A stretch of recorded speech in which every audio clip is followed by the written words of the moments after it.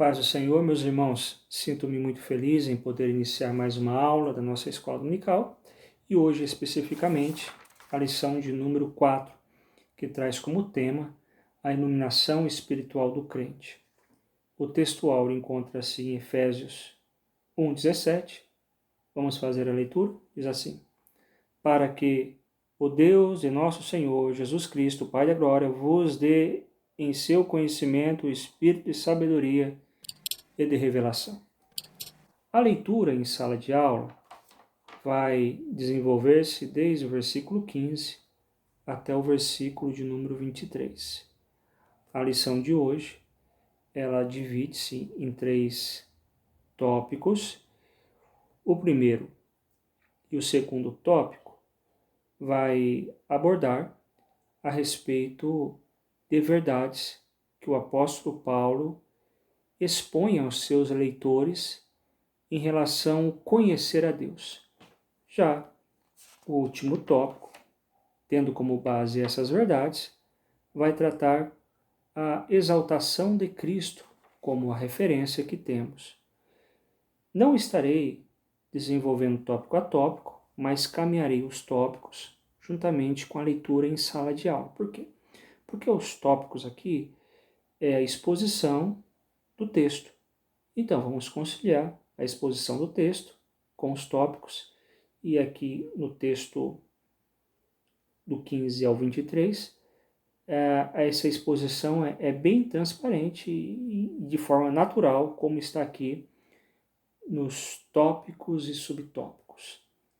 Primeiramente, algo que podemos já entender é como se dá a divisão desse capítulo, ou a divisão desses versículos, do versículo 15 ao versículo de número 23. O comentarista, ele nos dá aqui uma perspectiva dessa divisão, logo na introdução. Ele faz 3 divisões em relação ao versículo 15 até o versículo de número 23.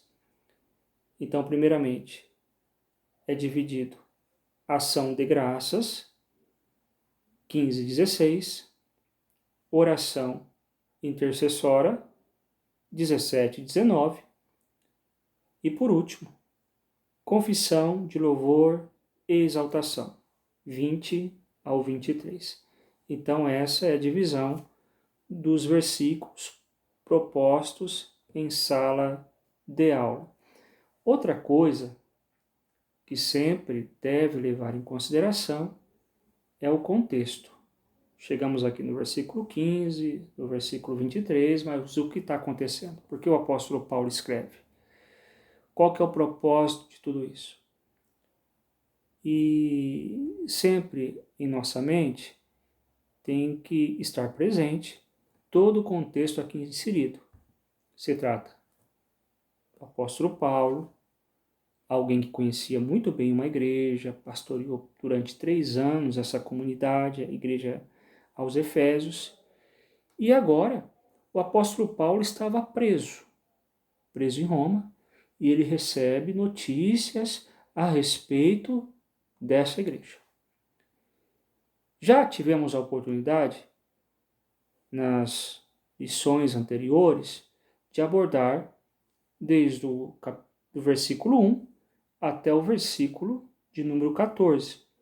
E quando se aborda esses 14 versículos, especificamente do versículo 4 até o versículo de número 14, alguns comentaristas expõem que ali o apóstolo Paulo estava apresentando para aquela igreja, para aquela comunidade, uma grande bênção. Uma grande bênção que chegou até nós. Na aula anterior, tivemos a oportunidade de aprender sobre eleição e predestinação. Algo único que acontece para todo aquele que nele crê. Pela graça somos salvos mediante a fé. E agora, a partir do versículo de número 15, vamos tratar de algo muito grande também. Primeiramente, uma grande bênção. Paulo, ele expõe uma bênção para seus eleitores. E agora, ele vem de forma direta a esses eleitores, expondo uma grande intercessão. Ele orava pelas igrejas, algo muito presente dentro do caráter paulino de pastorear. Quando se pensa no apóstolo Paulo, não pensamos meramente num teólogo que escreve dissertações, Dissertações para eleitores. Pelo contrário, o apóstolo Paulo ele é muito prático, porque quando ele escreve as suas cartas, independente para que igreja foi, ele tem um objetivo, o objetivo de pastorear, o objetivo de ajudá-los, o objetivo de animá-los, o objetivo de direcioná-los na fé, na sã doutrina. A palavra sã doutrina muito presente, quer dizer uma doutrina sadia, correta, de acordo com os desígnios da palavra. Então essa é a forma paulina de lidar com as coisas. E agora, o apóstolo Paulo, ele desenvolve uma grande intercessão para essa igreja. Qual será o conteúdo da oração do apóstolo Paulo? Ele intercedia pelo quê? Será que ele intercedia para que aqueles irmãos pudessem deixar de sofrer? Pois o mundo do primeiro século era um mundo muito pior do que hoje. Era um mundo terrível. Não. Tanto para Efésios como para outras igrejas, a gente vê que o conteúdo da intercessão paulina não girava em torno de bênçãos terrestres, mas sempre em bênçãos espirituais, para que eles pudessem conhecer a Deus, para que eles pudessem ser salvos. Esse era o discurso paulino. E aqui, logo no primeiro subtópico do primeiro tópico, vai falar a respeito de algo que o apóstolo Paulo intercedia. É bom levarmos em consideração sobre 2 pontos da intercessão paulina. O primeiro ponto é a gratidão. Ele agradecia a Deus em relação àquela igreja. Estava lá preso em Roma, recebe informação a respeito desses irmãos, e quando ele ora, não cessa, e o termo aqui não para, não cessa de dar graças. Havia gratidão no coração de Paulo por aqueles irmãos. Lógico que tinha gratidão por todas as bênçãos recebidas na pessoa de Jesus. Tudo aquilo que já foi visto desde o versículo 1 até o versículo de número 14 são verdades absolutas. Mas o apóstolo Paulo ele destaca aqui 2 coisas interessantes em relação à gratidão que ele tinha sobre aqueles irmãos. Vamos ler o texto? Versículo de número 15. Olha só o que o apóstolo Paulo diz. Ouvindo eu também a fé que entre vós há no Senhor Jesus. Então, quando Paulo ele orava, não cessava de ter gratidão pela fé individual, pela fé que une, mas ao mesmo tempo diferencia os cristãos de todos. A fé na pessoa maravilhosa de Jesus Cristo. Não temos a fé na fé, ou a fé pela fé. A nossa fé tem um direcionamento. A nossa fé tem um alicerce. A nossa fé tem um fundamento. A nossa fé está direcionada a Jesus. E é isso que compartilhamos.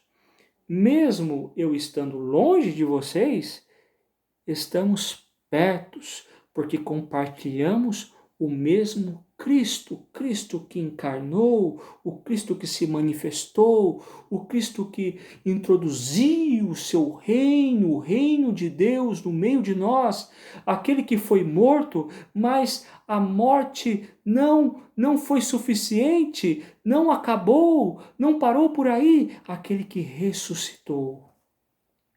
E agora está assentado à direita de Deus. A nossa fé está nisso. E era isso que aqueles irmãos compartilhavam. Mas além disso, o apóstolo Paulo, ele destaca outra questão, que ele não se cessava de dar graças. E olha só a continuação do versículo 15. E o vosso amor para com todos os santos. Prestem atenção nas palavras do apóstolo Paulo. Paulo não fala para alguns santos, ou somente para aqueles que gostamos, que temos afinidades, ou os mais inteligentes. Não. O vosso amor para todos os santos. E esse amor é uma prova que passamos pelo novo nascimento. Esse amor é uma prova que somos morada do Espírito Santo. Porque o próprio apóstolo João, quando escreve a sua primeira epístola, no capítulo de número 4, versículos 7 e 8, diz que quando amamos o próximo, é uma prova que amamos a Deus. Ao contrário, estamos mentindo. O próprio apóstolo João exorta aqueles irmãos a amar uns aos outros. Paulo, no capítulo 13 da sua primeira carta aos Coríntios, fala que tudo vai passar, mas o amor é a única coisa que nos sobrará. E aqui ele elogia o amor que havia entre aqueles irmãos. Então, primeiramente, o apóstolo Paulo, ele tem ações de graças em meio à sua intercessão em relação aos Efésios, aos seus eleitores aqui. Mas a partir do versículo de número 17, o apóstolo Paulo vai fazer uma petição.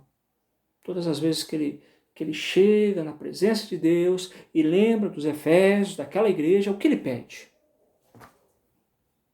Qual que é o conteúdo da oração paulina?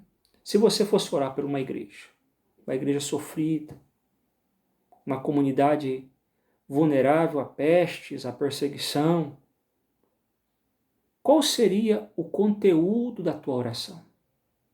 Vamos ver qual que é o conteúdo da oração paulina? Versículo de número 17. Olha como o apóstolo Paulo expressa. Para que o Deus de nosso Senhor Jesus Cristo, o Pai da glória, vos dê em seu conhecimento o espírito de sabedoria e de revelação. O apóstolo Paulo intercede para que aqueles irmãos possam conhecer a Deus. E algo assim que deve levar em conta na intercessão paulina é a interação da Trindade, a doutrina que tanto acreditamos. Olha, o apóstolo Paulo, ele ora para Deus Pai. Porém, ele coloca aqui a pessoa do Filho, porque existe uma verdade. Os méritos da nossa oração ao Pai é do Filho. Quando ele escreve a Timóteo, ele expõe que o Filho é o único intercessor, o único mediador entre Deus e os homens. O Filho é o nosso sacerdote. Por isso, todas as vezes que chegamos à presença do Pai, oramos em nome de Jesus. É o Filho que nos leva até Deus. Mas ao mesmo tempo que o apóstolo Paulo utiliza a figura do Filho e a oração dele ao Pai, ele traz aqui a pessoa do Espírito Santo. O Espírito de sabedoria. E alguns comentaristas expõem que talvez aqui deveria estar em letra maiúscula, porque aqui se trata daquele que nos dá sabedoria, o Espírito Santo.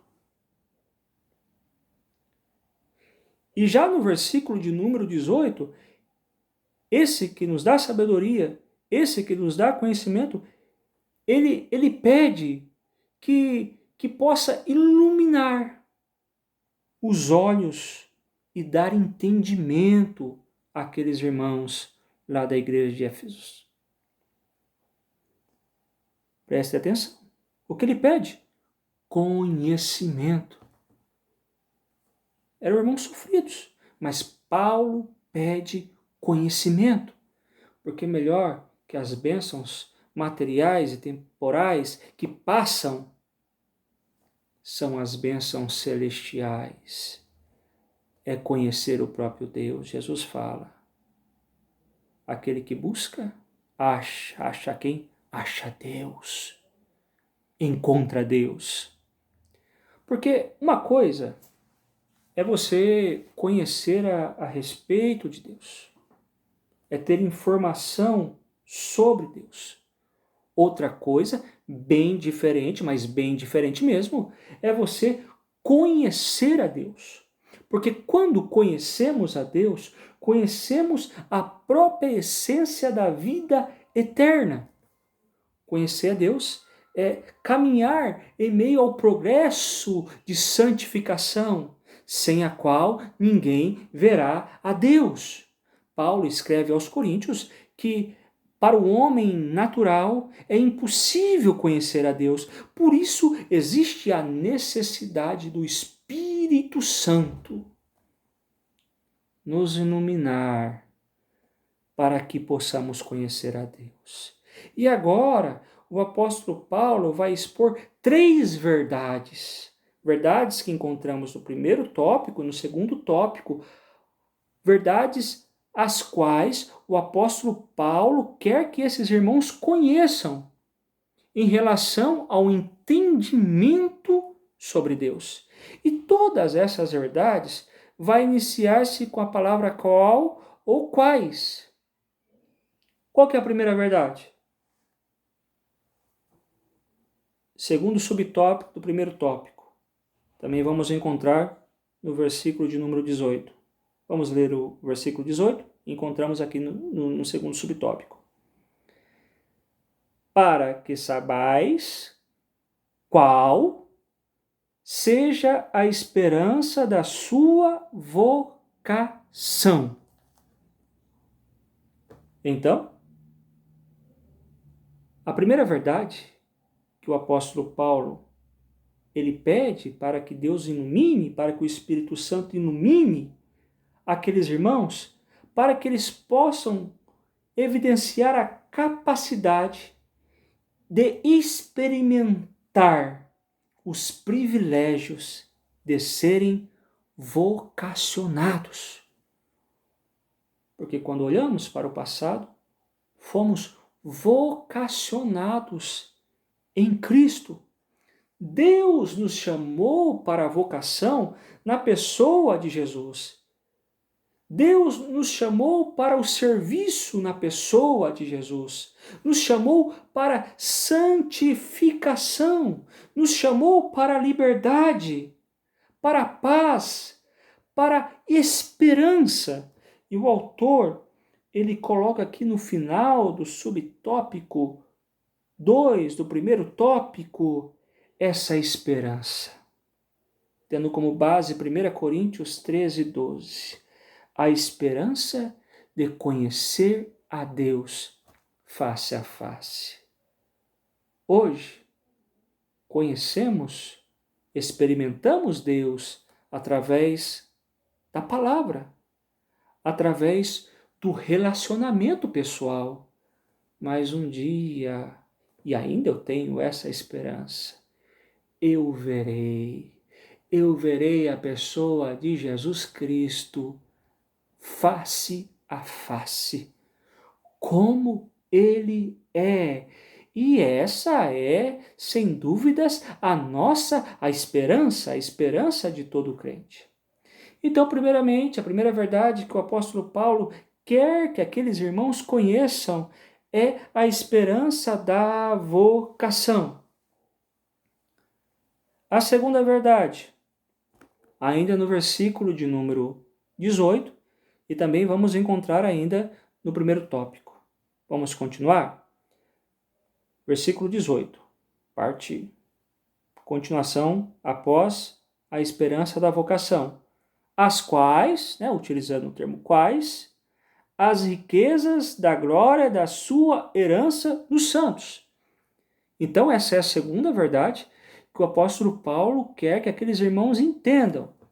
E aqui pode-se dividir duas palavras. A palavra riqueza e a palavra herança. Tratando-se da riqueza ou das riquezas, que riquezas são essas? Trata-se das maravilhosas bênçãos que acompanham o projeto de salvação, tais como o perdão dos nossos pecados, a doação de filhos, as bênçãos que serão desfrutadas do porvir. É isso que o comentarista coloca aqui. Agora, que herança é essa? Riquezas, já temos a ideia, que é tudo aquilo que recebemos através dos méritos de Cristo lá na cruz. Os méritos não é nosso. Os méritos são dele. Mas a herança, que herança é essa? Existem duas linhas de pensamentos. A primeira linha de pensamento trata-se daquilo que iremos receber de Deus. Algo que outrora de Deus para nós. Agora, muitos comentaristas, quando observam esse contexto, levam em consideração o versículo 11 desse mesmo capítulo. Olha o que diz o versículo 11, só o início desse primeiro capítulo aos Efésios. Nele digo, no qual fomos também feitos herança. Então, nos dá a ideia que Paulo está expressando que somos a herança de Deus. Aqui não é a herança que Deus outorga, mas a herança que Deus recebe. Não se refere à nossa herança em Cristo, mas à sua herança em nós. Então, já tivemos a oportunidade de ver que no passado fomos vocacionados. No futuro existe uma herança. E a terceira verdade que o apóstolo Paulo quer que aqueles irmãos venham conhecer a respeito de Deus é uma verdade relacionada ao presente. Versículo de número 19, e agora entrando no segundo tópico, o tópico de número 2, versículo de número 19. Vamos fazer a leitura. E a qual a sobre-excelente grandeza do seu poder sobre nós, os que cremos segundo a operação da força do seu poder. Como eu já disse, fomos vocacionados em Jesus, olhamos para o passado e vemos essa vocação para que possamos ter uma vida nele. Temos uma herança olhando para o futuro. E agora, Paulo, ele expõe o presente para aqueles irmãos, tendo como base um poder que há em nós. O poder do próprio Deus. E aqui é muito interessante desenvolver, de acordo com o autor, de acordo com o comentarista, a exposição dele do capítulo 2, que vai fazer que possamos entender as palavras que fazem parte desse versículo. Vamos lá? Vamos ler de carreirinha, bem devagar o versículo. O qual, sobre excelente. A ideia aqui no original nos dá a ideia de algo extraordinário. Aí o texto continua. Grandeza. A ideia aqui que o comentarista nos oferece essa ferramenta, mas também no original nos dá a ideia de magnitude. Ou além disso, algo que é transcendente, vai além de todas as coisas. Então, sobre excelente grandeza, uma grandeza que é transcendente, do seu poder sobre nós.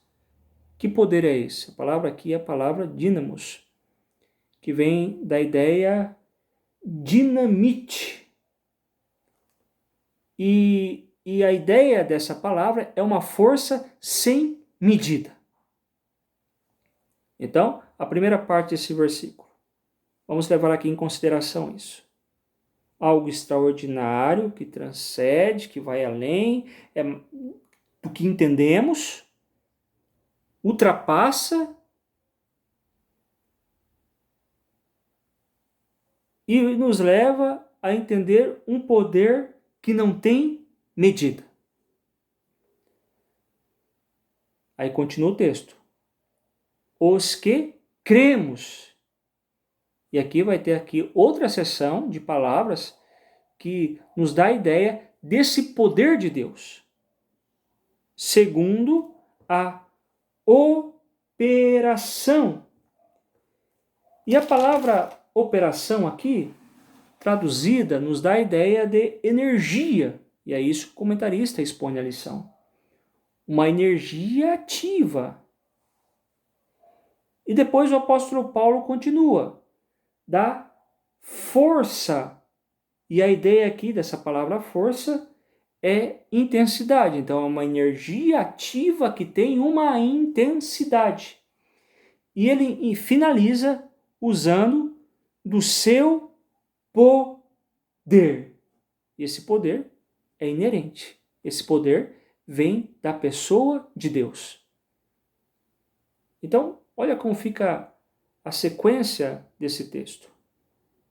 Uma sequência que anima qualquer crente. Porque existe um poder extraordinário, que é transcendente, sem medida, sobre nós. É isso que Paulo queria que os efésios entendessem. E ele acrescenta que esse poder em atividade é uma energia intensa, uma intensidade contínua, porque é inerente, vem do próprio Deus. Depois do apóstolo Paulo expor essas três verdades que ele queria que aqueles irmãos entendessem, ele vai falar sobre como esse poder interferiu, como esse poder agiu, como esse poder se manifestou no meio de nós. E agora, a partir do versículo 20, 21, 22, 23, podemos ver a manifestação desse poder. Primeiramente, através de Cristo. E isso vamos encontrar já no subtópico de número 3, que fala sobre a exaltação de Cristo. Esse poder encontramos em Cristo, através da sua ressurreição. Olha só o versículo de número 20. Que manifestou em Cristo, ressuscitando dos mortos. E é muito interessante, que lá no tópico de número 3, confere aí, o autor vai expor isso como algo de esperança para nós. Algo que será presente, usando como base Tessalonicenses, expondo que um dia também ressuscitaremos. Aqueles que morreram em Cristo também ressuscitará, evidenciando esse grande poder na pessoa de Jesus Cristo. Então, esse poder foi manifestado na ressurreição, e ele continua dizendo aqui, pondo-se à sua direita os céus. O Cristo se ressuscita e agora está à direita de Deus Pai, com toda a sua autoridade, com toda a sua grandeza. Um lugar de poder. E esse poder mostra o domínio da autoridade de Cristo. Olha só o versículo de número 21. Acima de todo principado, e poder, e potestade, e domínio, e de todo nome que seja que se nomeia. Então a gente vê a grandeza desse poder. Um poder que está sobre a criação. Um poder que está sobre toda a potestade, todo o principado, sobre todas as forças que há no universo, sobre o mal. Lutero, ele diz que Satanás está na coleira de Deus. É uma prova desse poder. Certo teólogo expressou que dentro da soberania de Deus, até o diabo se torna o diabo de Deus, porque tudo está no controle daquele que tem sobre os seus pés todas as coisas. E é isso que o apóstolo Paulo continua, não só nesse século, mas também no vindouro, mostrando que esse poder sempre prevalecerá em todo tempo. É um poder eterno, aquele que está sentado à direita de Deus, o qual o poder de Deus se manifestou nele, tem toda a autoridade, tudo está sobre os seus pés, eternamente. E ele finaliza o versículo de número 22 e também o versículo de número 23, para mostrar que tudo está embaixo dos pés dele. Olha como diz o versículo de número 22. E sujeitou todas as coisas aos seus pés e sobre todas as coisas. Mas aí, o apóstolo Paulo, ele expõe que o resultado de tudo isso, de todo esse poder, é a proeminência de Cristo sobre a igreja. Olha como ele continua, ou ele finaliza o versículo de número 22. O constituiu como cabeça da igreja. E essa é a grande bênção da igreja. Essa é a grande bênção da noiva de Cristo. Porque Cristo é o cabeça da igreja. É a autoridade máxima da igreja. Ou melhor, a única autoridade. É a autoridade suprema. E aqui no versículo 23 vai nos mostrar a alegria da igreja se unir. Existe uma união vital entre Cristo e a igreja. Olha só o que diz. Que o seu corpo, a plenitude daquele que cumpre em todos. A igreja é o corpo e existe uma união vital entre Deus. E para finalizar essa aula, que possamos ter em mente tudo aquilo que aprendemos nesse momento.